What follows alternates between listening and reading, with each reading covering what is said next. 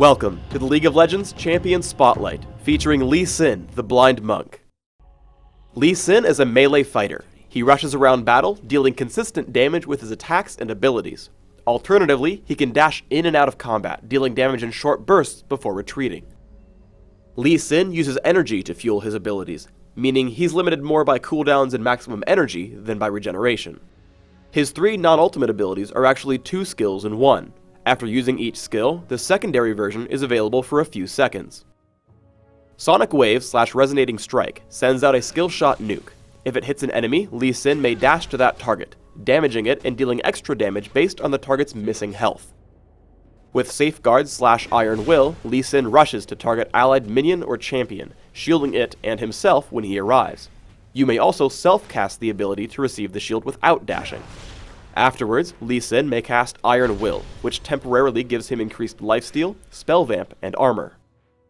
Tempest / Cripple damages nearby enemies and reveals them for a few seconds. Lee Sin may then cast Cripple, slowing the movement and attack speeds of nearby targets hit by Tempest. This slow gradually dies out over its duration. Lee Sin's ultimate is Dragon's Rage. Target enemy champion is damaged and knocked back. Enemies struck by the rebounding champion also take damage and are knocked into the air. Lee Sin's passive is Flurry. Following every ability cast, Lee Sin's next 2 basic attacks are faster and refund 10 energy each. This buff does not stack upon itself, so spacing out your abilities will maximize your gains. Taking Sonic Wave at level 1, I'm able to easily harass Fiddlesticks. Whenever I get the chance, I force him back away from the minions, denying experience. Using Safeguard, I move to a position where I can land another Sonic Wave. Once he burns Terrify, I know I can dive for the kill with Exhaust.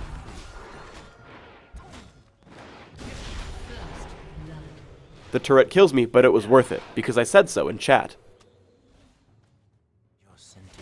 This harassment gets even easier once you learn Tempest / Cripple. I wait patiently, killing minions. Once I see Fiddlesticks move too close to escape, I know I can rush in for the kill. Sonic Wave to Resonating Strike plus a quick Tempest puts me at 2-1.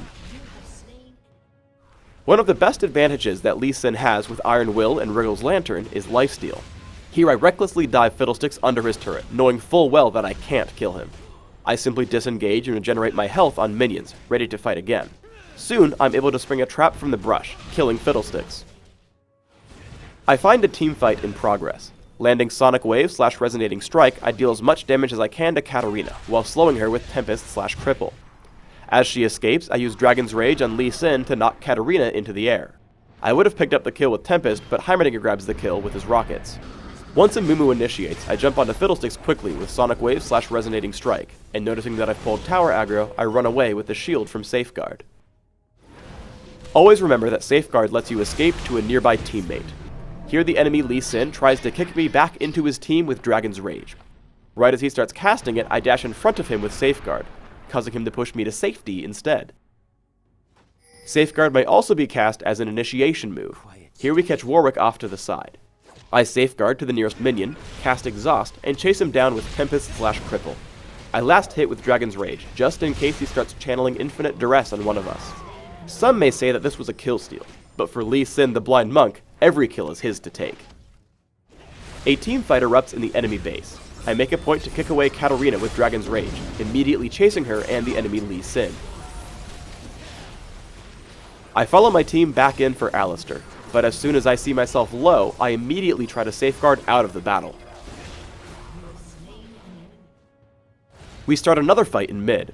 I prioritize Katarina right away, using my energy on the offensive spells of Sonic Wave / Resonating Strike and Tempest / Cripple. I then chase down Alistar, using Tempest / Cripple to slow him. He gets one headbutt off before running out of mana due to Wit's End. Because he flashes away, I chase with Ghost. With his mana still too low to react, I pick up the kill with Exhaust.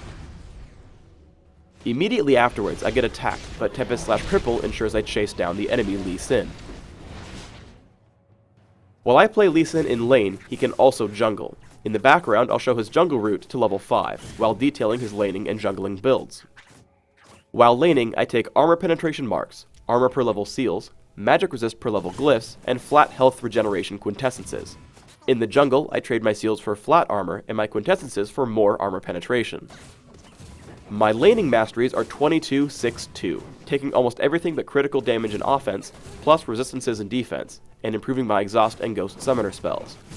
In the jungle, I take similar 21-0-9 masteries, replacing exhaust for smite and ensuring I reach 9 points in utility for increased buff durations. My laning skill order maxes out Sonic Wave as soon as possible, taking an early point in Tempest at level 3, but otherwise maxing Safeguard.